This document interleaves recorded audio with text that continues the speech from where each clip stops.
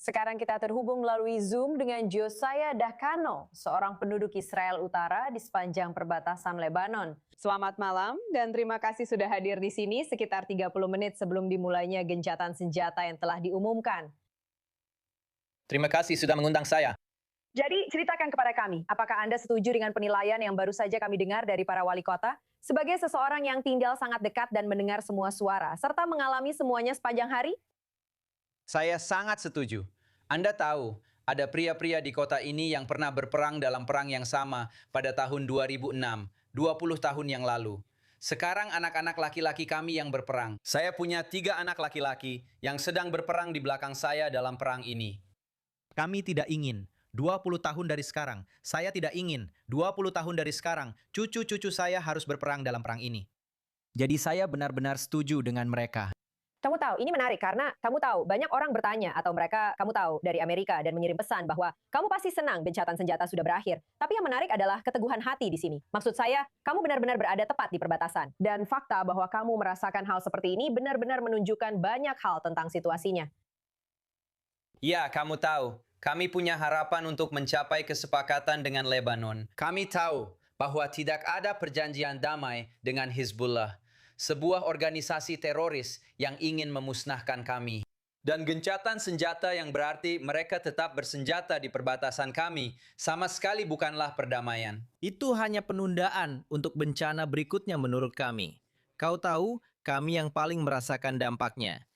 Ketika kami tahu saat pengumuman datang bahwa kami akan berperan dengan Iran, atau bahkan jika Israel tidak terlibat, kami tahu Hizbullah akan ikut serta. Kami mengenal tetangga kami, dan benar saja mereka melakukannya. Dan satu-satunya perdamaian yang akan datang untuk Israel dan kami di perbatasan utara, dan saya percaya juga untuk orang Lebanon, adalah dengan membubarkan organisasi teroris yang menduduki wilayah ini, yaitu Hizbullah. Saya pikir kami punya teman di Lebanon. Saya pikir kami melihat beberapa percakapan yang baik terjadi selama perjanjian damai. Kami ingin memeliharanya. Tapi gencatan senjata saat ini, menurut saya, justru membahayakan warga sipil dan tentara kita. Juga saat kita berbicara di sini sekarang, ada sirene di Naharia dan daerah sekitarnya. Sementara kita sedang berbicara. Jadi jelas sekali, hanya 27 menit dan 26 menit 50 detik dari sini.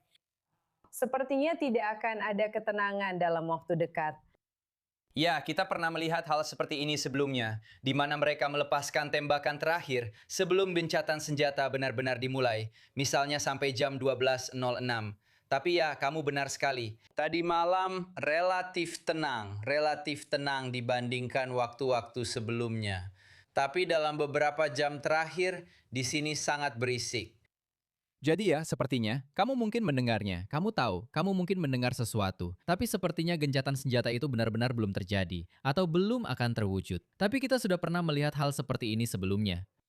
Ya, dan juga seperti yang kita tahu, maksudku kamu tahu, Lebanon memiliki kedaulatan dan mencoba membubarkan Hizbullah itu bukan sesuatu yang semudah membalikan telapak tangan. Jadi bagaimana perasaanmu? Bahkan, apa yang bisa dianggap sebagai keberhasilan dari 10 hari gencatan senjata? Bahkan jika ada satu roket saja, apakah itu akan membatalkan kesepakatan? Seperti yang saya katakan, saat ini gencatan senjata belum memungkinkan karena operasi kami masih berlangsung. Ini jauh lebih baik bagi kami dibandingkan perang sebelumnya atau konflik 7 Oktober karena tentara kami berada di sana. Itu telah menciptakan zona penyangga bagi kami. Seperti yang Anda tahu, dan kita bicarakan selama Perang 7 Oktober, ancaman besar yang kami hadapi adalah roket anti-tank itu, yang membutuhkan garis pandang langsung. Dan kami pernah mengalami korban jiwa di kota ini karena hal itu. Sekarang ancaman itu sudah tidak ada lagi karena para tentara kami bertempur melawan mereka di seberang garis, bukan lagi dalam mode bertahan. Saya benar-benar khawatir tentang apa arti gencatan senjata yang mungkin membahayakan tentara kami dan memungkinkan Hizbullah untuk menyusun ulang kekuatan dan melanjutkan serangan ini 10 hari kemudian atau di masa depan. Itu kekhawatiran pribadi saya.